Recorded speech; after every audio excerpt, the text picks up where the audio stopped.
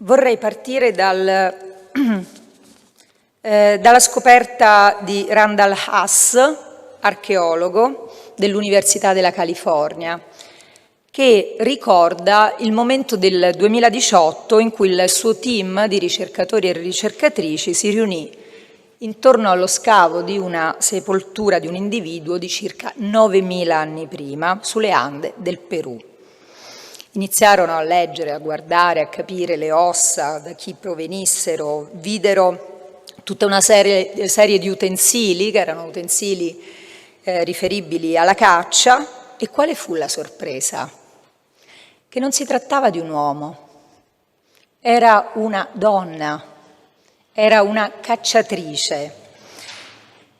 E le parole che vennero pronunciate da Haas fu di avere supposto che fosse un uomo, perché queste erano le sue conclusioni, coerenti con la conoscenza del mondo.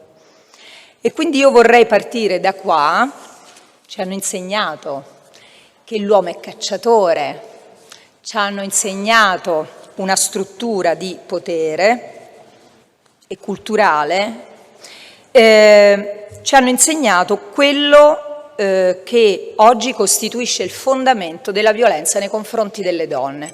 Io non voglio parlare della violenza del sangue, della violenza della morte, della violenza visibile appunto, ma di una violenza che è dentro di noi, ciascuno di noi, uomini e donne.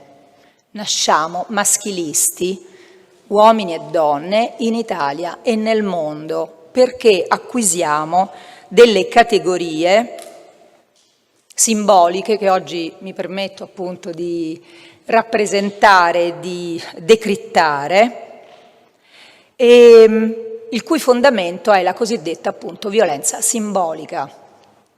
La violenza simbolica è quella fatta di assenza, di omissioni, di svalutazione, di imposizioni, di stereotipi e di pregiudizi. Quelli che facevano dire ad Haas e hanno fatto dire per decenni all'archeologia che l'uomo è cacciatore e la donna è preda. Cosa avviene in una scoperta del genere? Che si inserisce nel recepire quella donna cacciatrice con gli utensili una categoria inimmaginabile. Le donne sono inimmaginabili. In base a schemi, forme inconsapevoli di percezione e valutazione. Si chiamano strutture storiche di un ordine maschile millenario.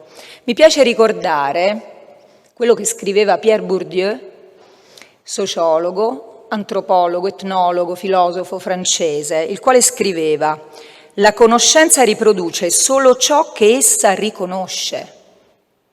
Per questo quella donna doveva essere un uomo. Non immaginare, pensare, concepire la donna cacciatrice è esso stesso il prodotto di un tale ordine. Quindi per millenni noi abbiamo riprodotto stereotipi. Cos'è l'ordine? La normalità, che nasce dalla parola norma, è frutto di una gerarchia di potere, che in quanto tale crea subordinazione e privilegi. Questa è la base della violenza. E perché l'ordine resti immutato, allora cosa bisogna fare? Bisogna creare delle strutture conoscitive, strutture di pensiero, schemi comportamentali che legittimano quell'ordine, tanto da consentirgli di riprodursi, mimetizzarsi, e non consentirci di riconoscerlo, rendere queste strutture inavvertite. Quindi questa è la misura della violenza simbolica che voglio sottolineare oggi. Adesso farò degli esempi. E l'ordine maschile cosa fa? Non ha bisogno di giustificarsi, si impone da sé, è un ordine naturale. Non si enuncia neanche nel discorso o nelle condotte, avviene, esiste. è percepito come dovuto, sia da chi lo impone e sia da chi ne subisce quell'imposizione. L'agorà, il pubblico, l'istituzione, il luogo degli uomini, le donne sono in uno spazio privato.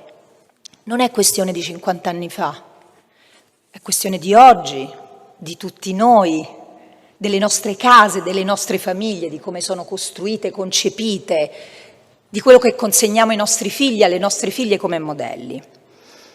Andiamo agli esempi di potere simbolico. Allora, vorrei partire dalle definizioni di uomo e di donna che troviamo nei dizionari. Voi pensate che questi dizionari costituiscono il sapere, non in quanto tali, ma perché se io faccio la ricerca su Google, metto uomo, vi dico cosa esce, poi vi dico donna e vi dico cosa esce. È questa la radice. Uomo, essere cosciente e responsabile dei propri atti, capace di distaccarsi dal mondo organico oggettivandolo, servendosene per i propri fini e come tale soggetto di atti. Uomo è il termine con cui sono indicate tutte le specie di mammiferi, primati, ominidi appartenenti al genere Homo, eccetera, eccetera. Vi cito, c'è una citazione al punto 2, Dio creò la donna da una costola dell'uomo, ma poi ci arriviamo. Vediamo donna. Donna, nella specie umano, l'individuo di sesso femminile, soprattutto dal momento in cui abbia raggiunto maturità anatomica e quindi l'età adulta. Giovane donna, donna anziana, non ancora una donna, frequente in frasi di apprezzamento, bella donna, donna affascinante, donna piacente, elegante, di classe. In termine familiare, le mie donne che fanno parte della famiglia, per antonomasia nella famiglia la donna, la persona di servizio. Treccani, ho citato la Treccani, carissime signore e signori presenti, uomini e donne. Ecco la ragione dell'uso del maschile, ringrazio la professoressa Filì, il maschile per le donne di potere. Noi donne di potere, io ci ho messo 20 anni, caro Presidente del Tribunale di Udine, per firmarmi la giudice. Io ero il giudice per 20 anni, non me ne ero accorta, di un'istituzione che mi era stata negata in quanto donna, perché l'Assemblea Costituente vietò alle donne l'accesso in magistratura in quanto donne, non in quanto non capaci e non intelligenti.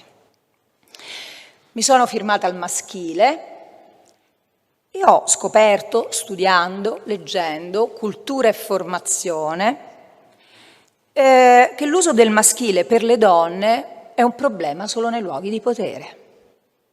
Questore, prefetto, giudice, magistrato, professore, rettore. Cos'è questo piegarci al maschile?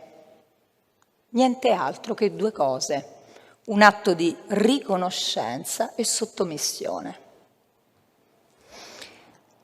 Andiamo avanti. Gli aggettivi. Gli aggettivi, io adesso voglio fare un esperimento sociale. Il professor Vilotta, che è un uomo al quale devo la ricostruzione di molti di questi pensieri, io adesso faccio un esperimento sociale ed è questo. Vi leggo 9 aggettivi e altri 9 aggettivi, nell'elencarli mi direte a chi spettano sulla base della nostra coscienza, incoscienza culturale. Allora, Presidente, mi ascolti. Indipendente, razionale, responsabile, potente, abile, leale, intelligente, importante, interessante.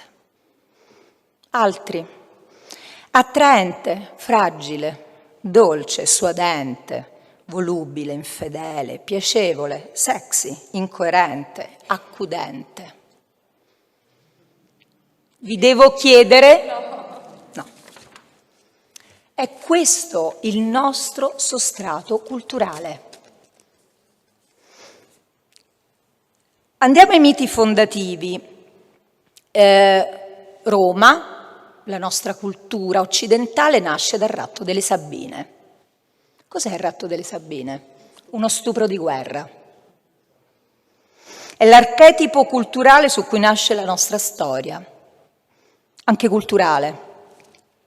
Le donne sono un bottino da spartirsi, un trofeo, così come gli stupri degli dei greci. E pensate che nell'aula del Parlamento campeggia uno stupro di guerra che è appunto il ratto delle Sabine. Quindi quando legiferiamo il codice rosso, simbolicamente lo facciamo sotto un ratto, sotto uno stupro di guerra. Ancora, voglio descrivervi qual è la struttura da cui nasciamo, perché altrimenti la violenza nei confronti delle donne noi non la contrasteremo mai. Potremmo fare 1000 leggi, 69 e 2019, Presidente, 1000, come hai detto tu, 1000.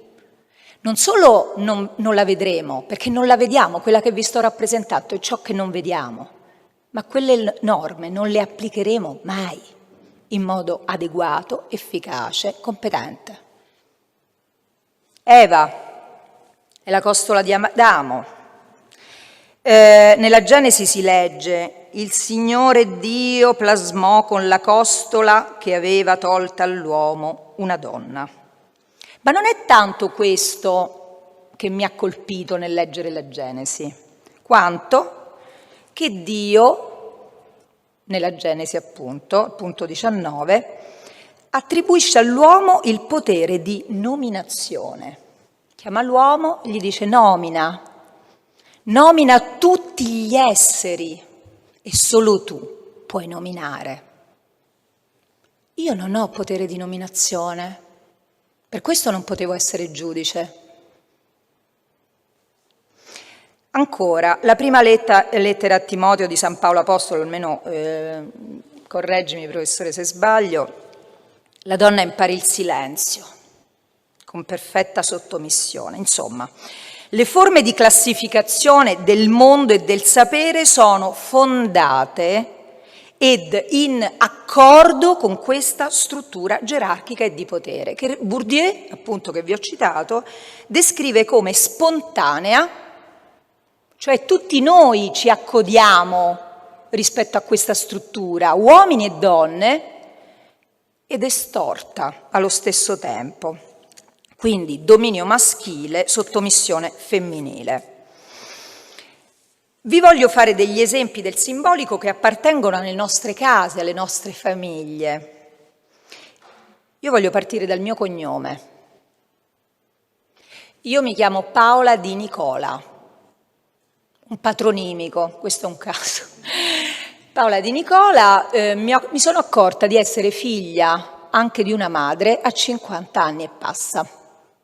Ho deciso di prendere il cognome di mia madre, perché noi nasciamo, siamo figli e figlie di un padre.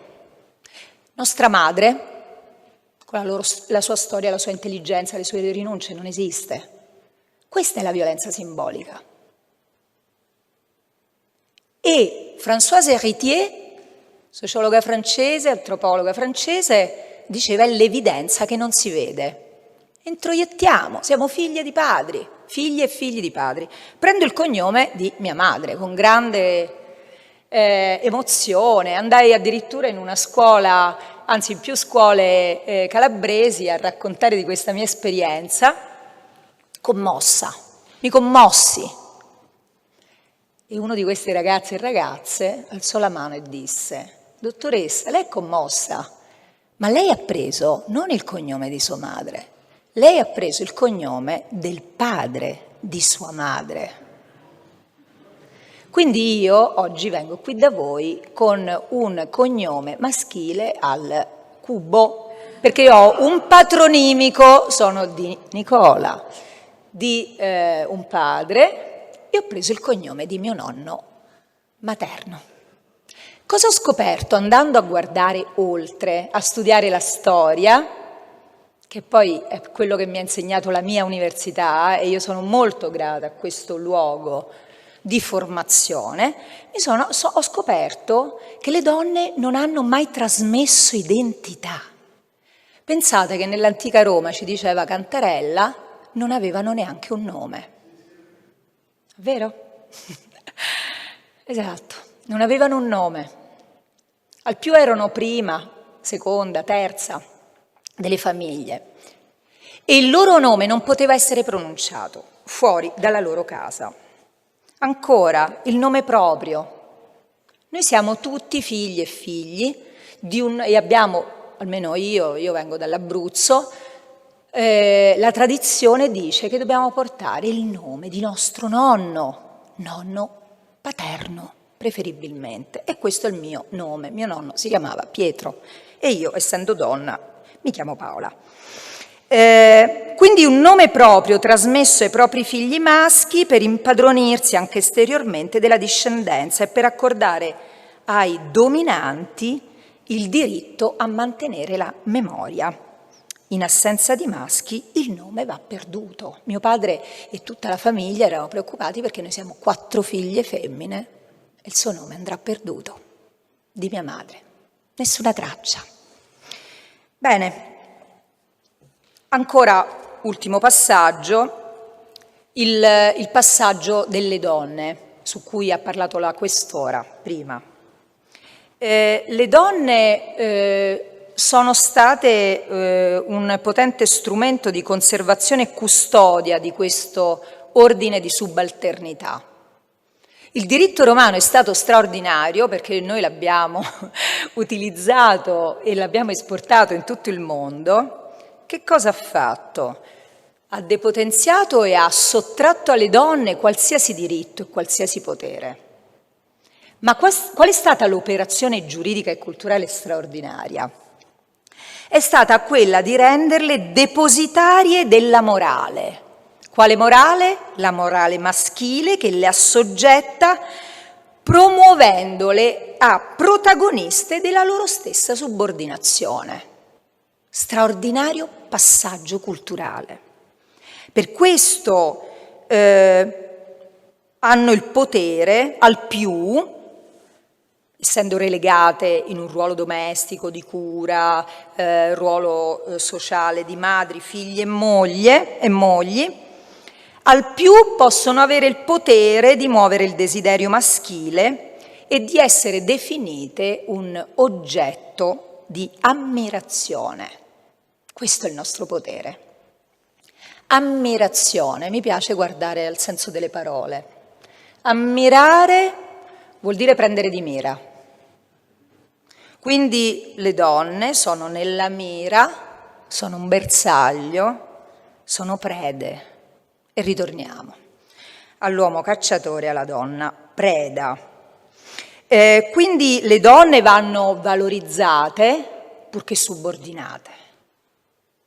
E purché restino nel loro lavoro domestico e in quel campo e in quell'ambito. Non abbiamo tempo, ma mi piacerebbe, e lo accenno, soltanto per darvi ulteriori strumenti a cui io sono arrivata troppo tardi purtroppo, e lo dico sia da donna, sia da giudice, sia da cittadina, sia da madre, da moglie e da figlia. Il trucco, i tacchi, l'abbigliamento, le borse, le diete, tutto ciò depotenzia il nostro corpo, perché è un corpo da ammirare, appunto, da costituire mira. Quindi io con i tacchi non ho equilibrio, io con la borsa contengo ciò che mio marito non porta, lui è libero, io no. O no? E la gonna non mi consente di giocare a pallavolo o a pallone se i miei compagni, i miei amici di scuola decidono di fare una partita. Io ho i tacchi, la gonna e la borsa. Vogliamo parlare delle diete, di tutto il tema dell'anoressia, c'è la professoressa, quindi eventualmente voglio solo porvi I canoni di bellezza sono canoni volti alla subalternità, alla subordinazione, alla mancanza di equilibrio, alla mancanza di forza e di capacità. Pensavo al canone di bellezza dell'altezza, una coppia in cui un uomo sia più basso della donna è una brutta coppia. Chi l'ha detto? Il canone della violenza simbolica. Una donna deve essere più piccola. E perché? Ce lo dice Virginia Woolf, Una stanza tutta per sé. Per secoli le donne sono state gli specchi magici e deliziosi in cui si rifletteva la figura dell'uomo raddoppiata, salto. Questi specchi sono indispensabili a ogni azione, violenta ed eroica. Perciò Napoleone e Mussolini insistono così enfaticamente sull'inferiorità delle donne, perché se queste non fossero inferiori, non servirebbero più a raddoppiare gli uomini.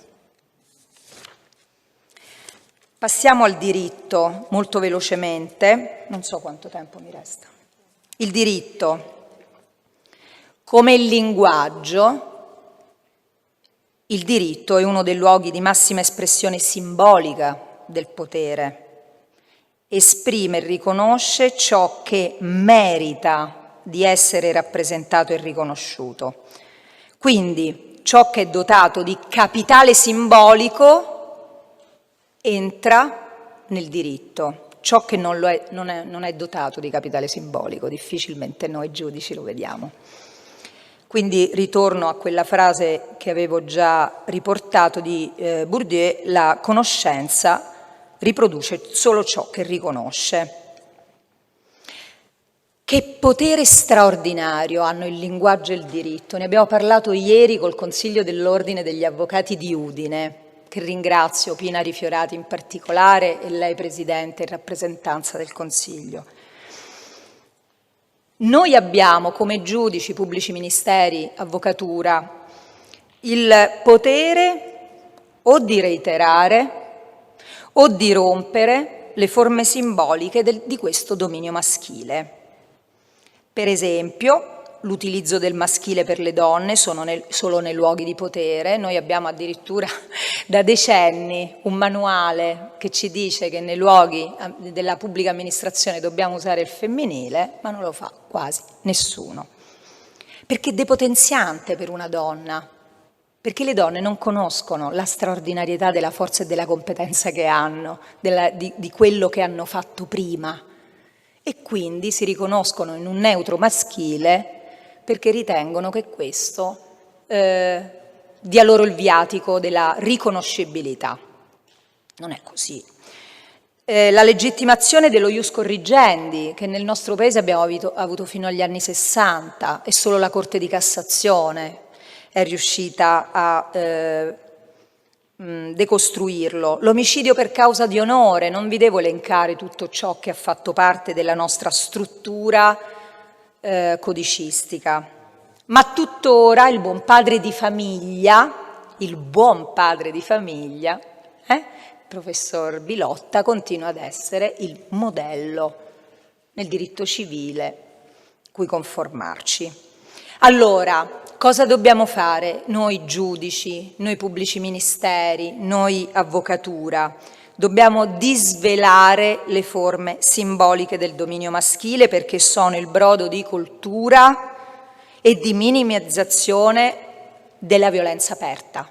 Io quando per violenza aperta intendo lo schiaffo, il calcio, la violenza psicologica, il sessismo della battuta, eccetera, eccetera.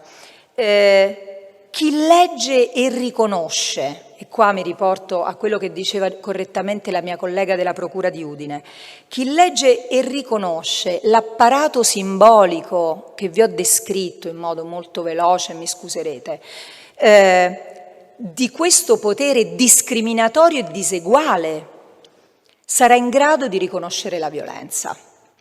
Se non sarà capace di iscrivere quello schiaffo, quel calcio, quell'epiteto ingiurioso, quella battuta che non è altro che sessismo, non è una battuta, non la iscrive in questo ordine, gli sfuggirà a quell'interprete il valore. E quindi normalizzerà la violenza, minimizzerà la violenza, la svaluterà, la ridimensionerà, e quindi quelle violenze quotidiane che ci vengono denunciate, e ha ragione chi dice quante si chiudono quelle denunce in archiviazioni, quante in sentenze di assoluzione, quante in sentenze di condanna, non ve lo voglio dire. Lo sapete già voi tutti in questo momento. Perché? Perché se noi giudici, in particolare noi giudici, non abbiamo gli strumenti innanzitutto culturali per decrittare questa struttura e sovrastruttura di potere, continuiamo a legittimarla, la violenza che non si vede. Tutti minimizzano sul lite familiare, il possesso, il controllo diventa la gelosia, l'uccisione diventa un raptus, la violenza sessuale diventa un impulso incoercibile, sessuale incoercibile. E questo è un pregiudizio nei confronti degli uomini, è uno stereotipo nei confronti degli uomini, perché la violenza sessuale non ha nulla a che vedere con il sesso, perché gli uomini non sono degli animali, ma se noi scriviamo nelle nostre sentenze che è stato mosso da un impulso sessuale, anche se lo condanno, ho rappresentato questo del genere maschile, oltre a non aver capito nulla di che cos'è la violenza sessuale, che è un atto di potere e di dominio su un corpo che ritengo a mia disposizione. Concludo. Quindi nelle aule di giustizia, civili, penali, minorili, le donne rischiano di scomparire per diventare figlie, mogli e madri, di cui noi valutiamo se nella relazione sono state osservanti di quell'ordine simbolico di subalternità.